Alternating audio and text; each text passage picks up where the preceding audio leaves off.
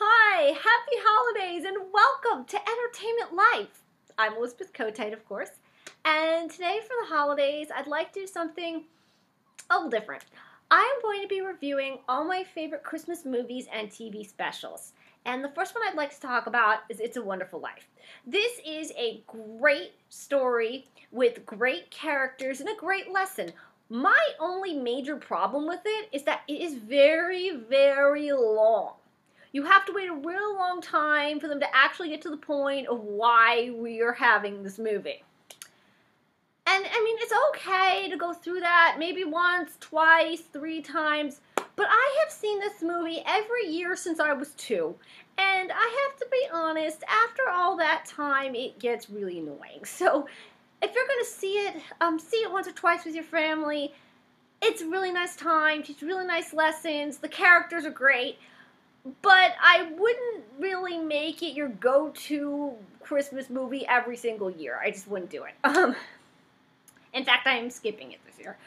Another movie I'd like to talk about is How the Grinch Stole Christmas. Now, before I talk about that, I'd actually like to talk about the special it was based off of. Dr. Seuss went through a point where he was basically making specials out of every single one of his books. All of them. Including How the Grinch Stole Christmas. And How the Grinch Stole Christmas was actually a really nice Christmas special because it told the story, but it also added in some songs that helped enhance the story. I was disappointed in this version of it when they did a live-action version with Jim Carrey. And the reason was because I felt they deviated too much from what the book was. But when I saw it a second time, I realized that they actually were very clever. They gave more humanity to Grinch, and they gave him more of a reason of why he hated Who's and why he hated Christmas. He wasn't just some jerk who hated Christmas and wanted to steal it. He actually was very hurt by these people and felt that Christmas was really the cause of all the hurt. So if he got rid of Christmas, his hurt would go away. They also upped the age of Cindy Lou Who and gave her some faith issues as well. So she and Grinch could kind of get along, try to be friends, try to connect. And that was very interesting. I really liked that dynamic, and I really liked the way they handled that with this movie. So it is a great movie. I do recommend it. I actually don't really watch the original special anymore. I usually just watch this one because it tells the story in a better way in many ways. So that's The Grinch. I highly recommend that to everyone. The next one I want to talk about is a Christmas special. This is Frosty the Snowman. And what I like about Frosty is that it takes a classic Christmas story and actually extends it into a story. What I kind of think was unnecessary is that they put in a villain. I mean, when I think of the song Frosty Snowman, I don't all of a sudden think, oh, bad guy. This needs a bad guy. Not really. And the bad guy wasn't even in it all that much. So I'm just like, what are you doing? He was just kind of annoying and a nuisance, and there was like a climax that he created, but I felt like that climax could have been gotten to in a different way. So not too thrilled with that one. But overall, as a special, it is actually very, very good and very well done. It's very charming. They actually take lyrics from the song to help the narration forward. Frosty himself is just, every time I see this special, I just want to hug him. He seems like an amazing guy. You know, he is a child at heart, but he also has some father figure, I guess, mentalities that he has, if that's the right word for it. His friend Karen is very nice too. I really like her. And I like their friend Hocus, who helps Frosty along on his journey along with Karen. And this does have a couple memorable moments, like when the traffic guard swallows his whistle because he freaks out because Snowman came to life today. And that's always the one thing that I really like to pinpoint because it was just great. So you will enjoy this. Your kids will enjoy this. Everybody will pretty much enjoy this, in my opinion. The creators creators of that one, Rankin and Bass, were more well known for claymation specials, so they came up with one that's very near and dear to my heart, Rudolph the Red-Nosed Reindeer. And they took the song Rudolph the Red-Nosed Reindeer and they bumped it up a notch. They actually made it into a story about a reindeer named Rudolph who is struggling with the idea that he's different. And everybody bullies him because he's different. So this is actually a very nice special for nowadays where bullying is really a big problem. And, you know, you really see him and sympathize with him. And it's nice because they added some friends of his who are also misfits in their own worlds. Like Hermie, the elf who wants to be a dentist. He's actually one of my favorites. You know, every time I think of this special, I think, oh, I love Hermie. You know, because Rudolph can relate more than anybody else. Especially because they're living in the same place. And then there's Yukon Cornelius. He's a prospector who's trying to find silver and gold, but of course that's stupid because silver and gold is not found in the Arctic. So, you know, he's kind of a stupid idiot with pipe dreams, but we love him anyway. And then, of course, there are the toys on the island of Misfit Toys. And they're just different because they're toys that are very unusual, but I'd like to have them. What also kind of makes this a very special musical is that, you know, like I said, it's a musical. There are other songs to it that were not mentioned in the original song. Because how could they be? I mean, you can't really mention songs within a song, can you?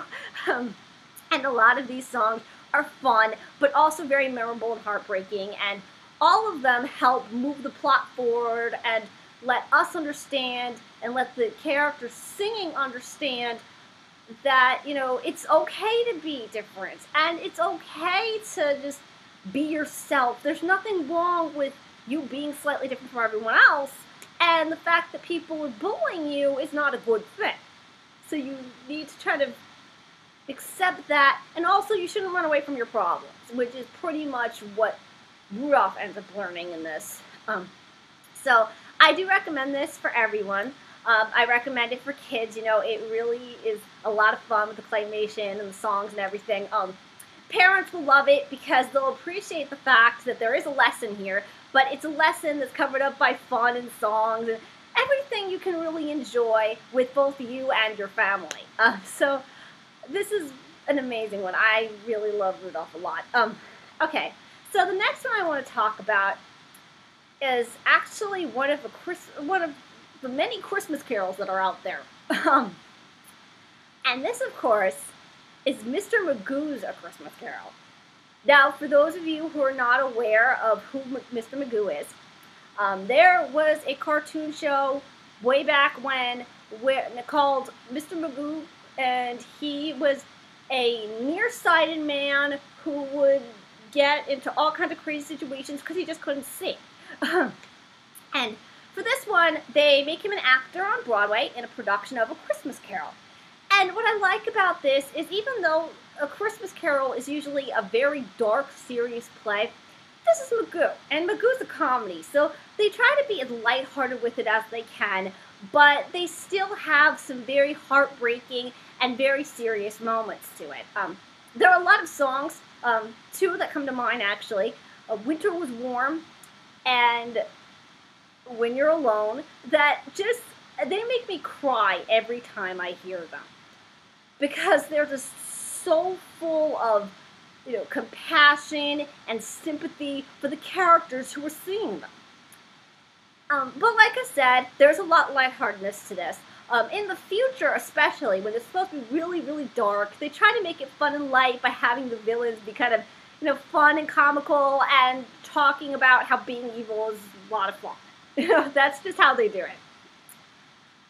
And like I said, overall, it's an amazing story. You'll love Scrooge from the very beginning. He's like mean and miserly, but as it goes on, you really want him to be the man that he used to be.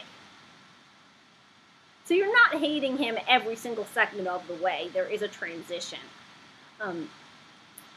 And, you know, like I said, that's why everyone's going to love it. It's where I hold the bar to all my Christmas carols. And in fact, I thought that Magoo made this up, but he didn't, because it was just so well done that it's like, how could there be any other Christmas carols out there? So like I said, I highly recommend this to everybody. It's a great one. Okay, so next I'd like to talk about another Christmas carol, Smurfs: A Christmas Carol. This was a mini movie that the Smurfs did after the release of their movie. This was only on DVD, so a lot of you might not be able to see it. But if you do, I think it's on the internet. You can see it there.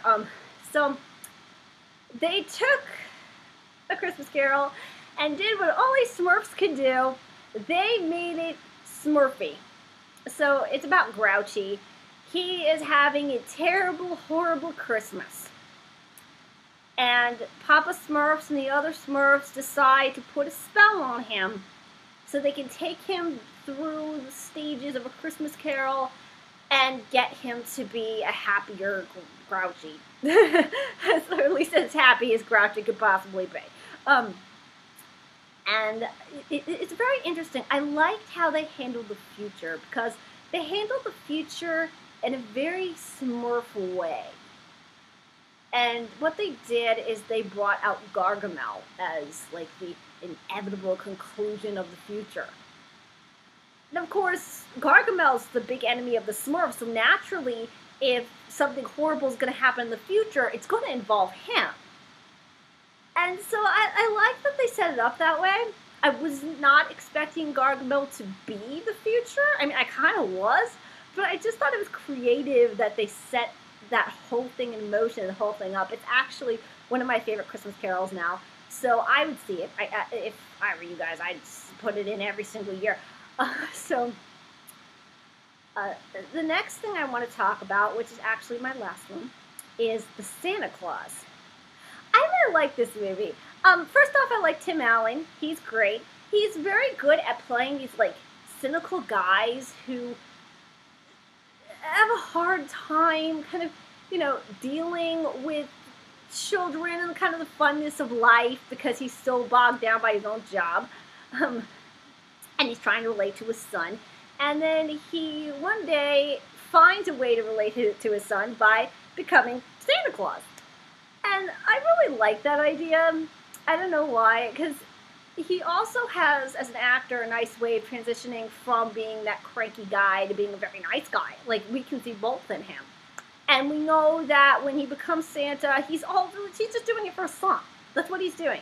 He's not doing it because he wants to do it. He's doing it because his son wants him to, and he wants to make his son happy and be part of his son's life. It's one of those movies. And I like the end. I like that it really, everything kind of concludes in a nice way, that, it's almost like a huge family gathering together, and everything turns out okay for everybody, more or less. Not that I want to give anything away, but, that's all I really have to say. Like I said, I recommend all of these. You can pretty much see them every year on, like, every channel. And so, very happy holidays, everyone. I hope you have a great one. Bye.